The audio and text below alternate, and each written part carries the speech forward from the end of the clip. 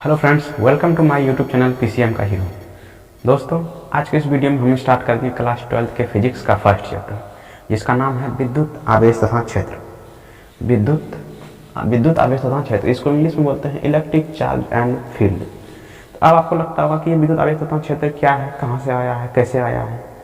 तो इसके बारे में जानने के लिए आपको इससे पहला वीडियो देखना होगा, जिसका लिंक नीचे डिस्क्रिप्शन में दिया हुआ है।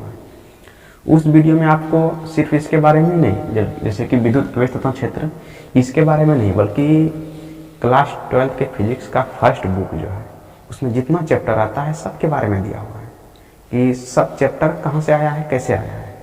तो उस वीडियो को देखना मत भूलिएगा, उस वीडियो को जरूर देख लीजिएगा, लिंक हुआ है। तो उसमें आपको पता चल जाएगा कि ये विद्युत आवेश तथा क्षेत्र कहाँ से आया है और कैसे आया है।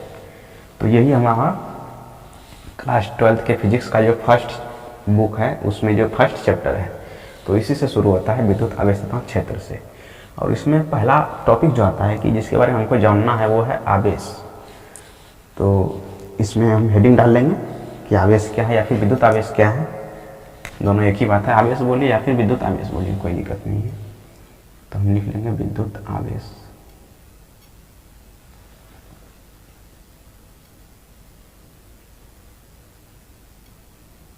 विद्युत आवेश। वीडियो को लास्ट तक जरूर देखिएगा, इसमें आपको पूरी तरह से समझ में आ जाएगा कि आवेश क्या है, आवेश कितने प्रकार के होते हैं, आवेश का गुण क्या है। तो वीडियो को लास्ट तक जरूर देखिएगा। तो विद्युत आवेश को इंग्लिश में क्या बोलते हैं? Electric charge.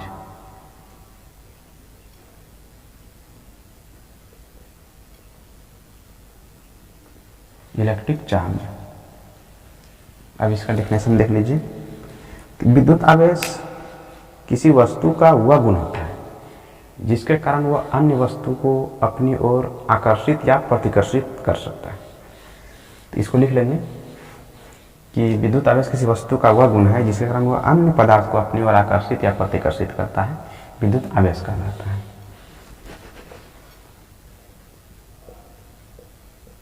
किसी वस्तु का वह गुण,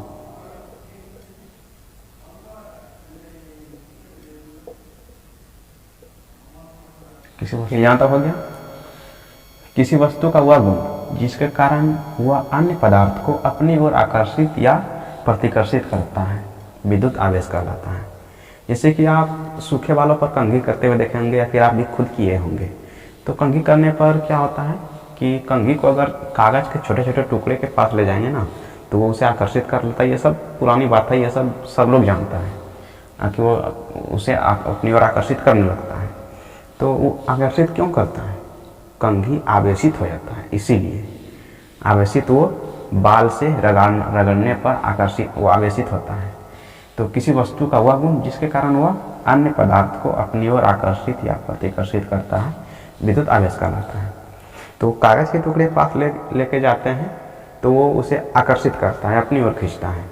इसी तरह किसी अन्य पदार्थों को भी किसी अन्य पदार्थों से करेंगे तो वो उसे दूर भेजता है। कोई पास खींचता है, कोई दूर भेजता है। तो आकर्षित भी कर सकता है और प्रतिकर्षित भी कर सकता है। तो आवेश का वही गुण विद्युत आवेश कहलाता है। आवेश को जो सूचित करते हैं उसे क्यू द्वारा व्यक्त किया जाता है। इसे लिख लेंगे, इसे क्यू से व्यक्त करते हैं या फिर किया जाता है।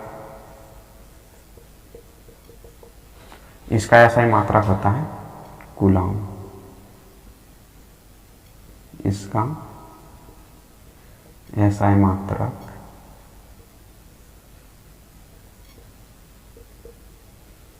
कूलम होता है।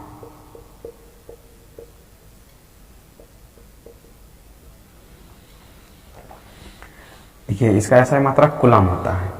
तो इतना आपको पता चल गया कि किसी वस्तु का वह गुण जिसके कारण वह अन्य पदार्थ को अपनी ओर आकर्षित या प्रतिकर्षित करता है, विद्युत आवेश कहलाता है। इसे क्यू द्वारा व्यक्त करते हैं, क्यू से सूचित करते हैं। इसका ऐसा मात्रक कूलम होता है।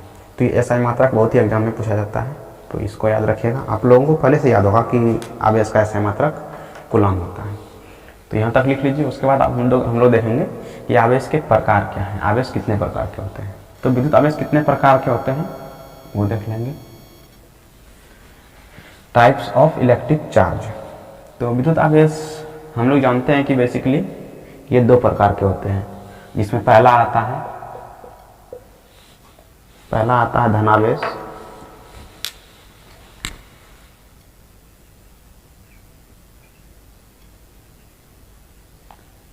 धनावेश, इसको बोलते हैं पॉजिटिव चार्ज।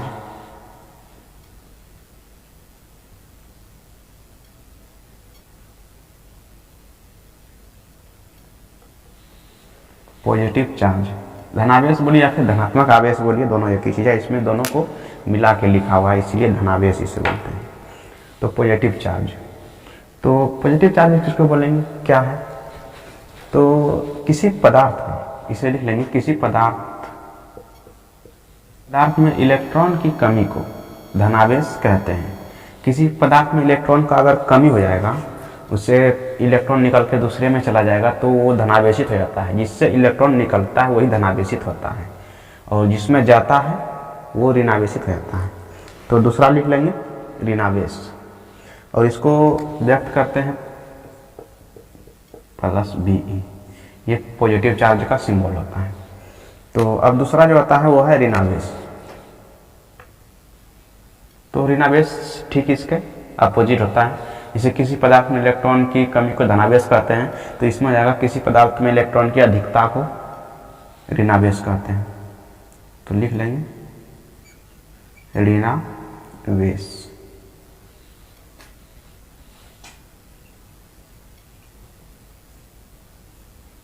इसको बोलते हैं इंग्लिश में नेगेटिव चार्ज।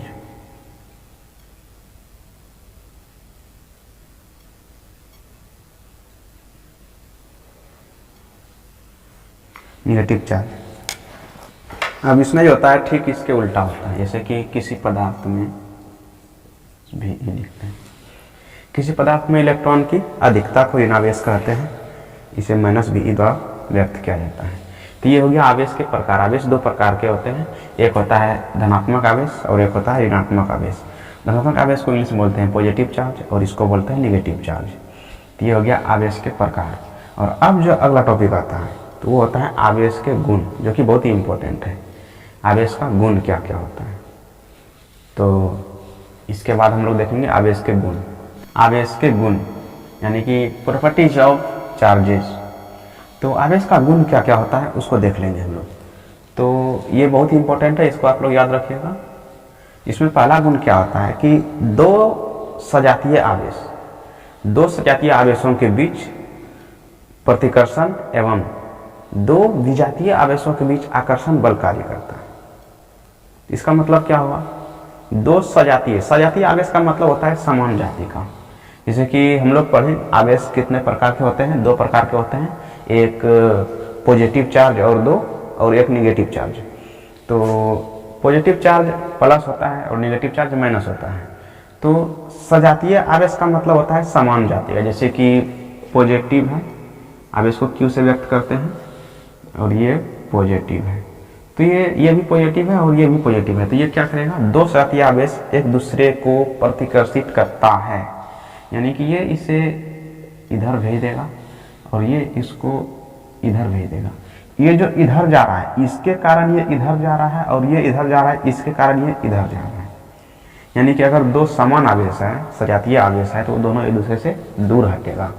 और अगर दो अलग अलग आवेश है, विजातीय आवेश है, जैसे कि एक प्लस हो गया और दूसरा माइनस हो गया, तब ये क्या होगा, तब ये इसको इधर खींच लेगा अपनी ओर, और ये पॉजिटिव भी नेगेटिव को अपनी ओर खींच लेगा। तो इस तरह से होता है कि दो सजातीय आवेश एक दूसरे के बीच प्रतिकर्षण एवं दो विजातीय आवेश एक दूसरे के बीच आकर्षण बल लगता है। तो इसको लिख लेंगे लैंग्वेज में। चलिए लिख लेते हैं, दो सजातीय आवेश के बीच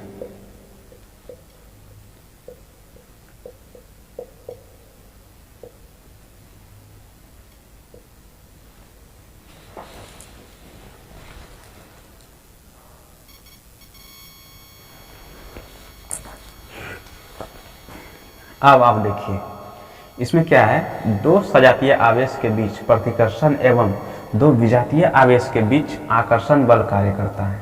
तो इसके बारे में आपको बता ही दिए कि दो समान आवेश रहेगा तो प्रतिकर्षित होगा और अलग अलग आवेश रहेगा तो आकर्षित होगा। जैसे कि यहाँ फिर से हम दिखा देते हैं, सजातीय आवेश रहेगा तो प्रतिकर्षण, यानी कि ये दोनों एक दूसरे से दूर जाएगा। और विजातीय आवेश रहेगा, यानी कि अगर अलग अलग जात का रहेगा तब क्या होगा, आकर्षण होगा। यानी कि ये भी पास आएगा और ये भी पास आएगा। ये क्या होगा, ये विजातीय आवेश हो गया, और ये सजातीय आवेश और ये विजातीय आवेश। तो दो सजातीय आवेश के बीच, सजातीय आवेश समूह जाति का है, तो क्या होगा, दो सजातीय आवेश के बीच प्रतिकर्षण होगा। दो सजातीय आवेश के बीच प्रतिकर्षण हुआ, यानी कि ये दोनों एक दूसरे से अलग हो गया। और दो विजातीय आवेश जैसे एक प्लस है और एक माइनस है, तो ये विजातीय आवेश हो गया। दो विजातीय आवेश के बीच आकर्षण बल कार्य करता है, यानी कि क्या होगा, दोनों एक दूसरे के पास आएगा, तो ये आकर्षण हो गया। अब देखिए दूसरा जो पॉइंट है, किसी पिंड वस्तु को ही पिंड बोला जाता है, वस्तु पदार्थ, फिजिक्स की भाषा में पिंड ही बोलते हैं उसको। किसी पिंड का कुल आवेश उसमें दिए गए अलग अलग आवेशों के बीजगणितीय योग के बराबर होता है। जैसे कि हम लोग देखते हैं कोई पिंड है, इसे इस जगह बना लेंगे, ये कोई वस्तु है, कोई पिंड है, और इसमें आवेश दिया हुआ है Q1 कितना है, 5 माइक्रो मान लिए। इसका कुल आवेश कितना है, Q है, टोटल चार्ज Q मान लिए। और क्या बोलता है, किसी पिंड का कुल आवेश हम कितना माने हैं, Q माने हैं। कुल आवेश, किसी पिंड का कुल आवेश उसमें दिए गए अलग अलग कितना है, Q1 Q2 Q3 Q4 अलग अलग आवेशों के बीजगणितीय योग के बराबर होता है।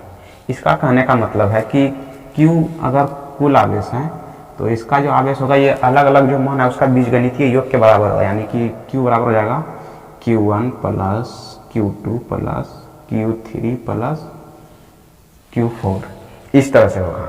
अब Q1 का मान कितना है, 5 है, Q2 का -3 है, Q3 का 8 है और Q4 का -4 है। तो सबको जोड़ देंगे, इसको इस जगह लिख लेते हैं। यहाँ पे देखिए Q इक्वल टू दिया हुआ है,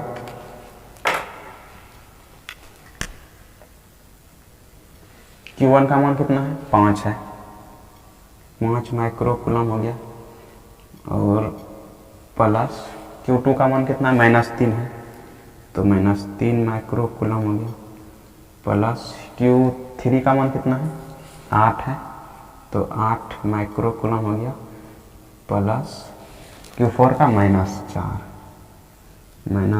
माइक्रो कूलम। तो अब ये क्या होगा,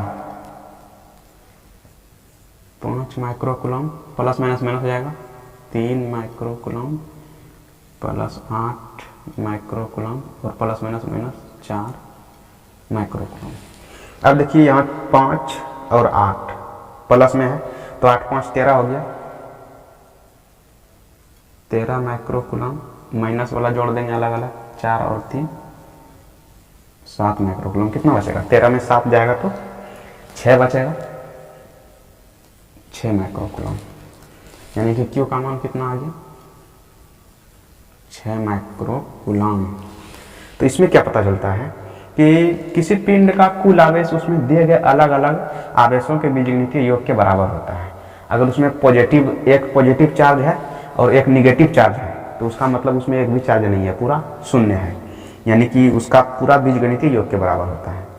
पॉजिटिव जितना रहेगा और उतना निगेटिव रहेगा तो वो वस्तु आवेशित नहीं है, या तो उसमें कुछ ज़्यादा होना चाहिए। अगर पॉजिटिव 2 है तो निगेटिव 3 होगा, तो वो निगेटिव चार्ज होगा, उसमें एक निगेटिव चार्ज हो जाएगा। तो ये आप समझ गए होंगे, हमको पता है कि आप समझ गए हैं, क्योंकि इसमें क्या है, Q टोटल चार्ज माने हैं और उसमें अलग अलग आवेश कितना है, Q1 Q2 Q3 Q4 इस तरह से। तो किसी पिंड का कुल आवेश उसमें दिए गए अलग अलग आवेशों के बीजगणितीय योग के बराबर होता है। तो ये आपको समझ में आ गया। अब दूसरा देखिए, किसी पिंड को घर्षण, प्रेरण तथा चालन इत्यादि विधि द्वारा, ये क्या है? घर्षण विधि, ये किसी वस्तु को आवेशित करने का विधि है। जैसे कि घर्षण विधि से किसी वस्तु को आवेशित कर सकते हैं, प्रेरण विधि से आवेशित कर सकते हैं, चालन विधि से आवेशित कर सकते हैं। तो आवेश का ये गुण होता है कि किसी पिंड को घर्षण, प्रेरण तथा चालन इत्यादि विधि द्वारा आवेशित किया जा सकता है। यानी कि किसी वस्तु को इन तीनों विधि से आवेशित कर सकते हैं। अगर कोई वस्तु आवेशित नहीं है तो उसको आवेशित कर सकते हैं। तो इसके बारे में पढ़ेंगे, किसी वस्तु को कैसे आवेशित करेंगे ये भी जानने वाले हैं, तो टेंशन मत लीजिएगा। जैसे कि आवेश, जैसे दूसरा पॉइंट क्या है, तीसरा, आवेश एक अदिश राशि है। आवेश एक क्या है? अदिश राशि है, स्केलर क्वांटिटी। अदिश राशि को स्केलर क्वांटिटी बोला जाता है इंग्लिश में। तो आवेश एक अदिश राशि है। तो यहाँ तक हो गया, और अब इस वीडियो को हम यहीं पर समाप्त करेंगे, और इससे आगे आने वाले वीडियो में हम लोग पढ़ेंगे कि आवेशित, किसी वस्तु को आवेशित करने का गुण जो है, इसे किसी वस्तु को आवेशित कैसे कर सकते हैं? घर्षण से, प्रेरण से और चालन से। तो इत्यादि विधि द्वारा किसी वस्तु को आवेशित कर सकते हैं। जो वस्तु आवेशित नहीं है उसको आवेशित हम इन तीनों विधि से कर सकते हैं। अगर आप इस चैनल को अभी तक सब्सक्राइब नहीं किए हैं तो सब्सक्राइब कर लीजिए, क्योंकि इस चैनल पर आपको क्लास 9 से लेकर क्लास 12 तक फिजिक्स, केमिस्ट्री और मैथ सब्जेक्ट को बहुत ही बेहतरीन तरीके से पढ़ाया जाता है। तो चैनल को सब्सक्राइब कर लीजिएगा, और वीडियो पसंद आए तो लाइक भी कर दीजिएगा। और इससे आने वाले वीडियो में हम लोग पढ़ेंगे कि किसी वस्तु को आवेशित कैसे कर सकते हैं, प्रेरण द्वारा, चालन द्वारा और घर्षण द्वारा। तो आने वाला वीडियो भी देखिएगा। चैनल को सब्सक्राइब कर लीजिए, जिससे कि हम वीडियो अपलोड करें तो सबसे पहले आपके मोबाइल में पहुँचे। तो मिलते हैं अगले नेक्स्ट वीडियो में, तब तक के लिए बहुत बहुत धन्यवाद।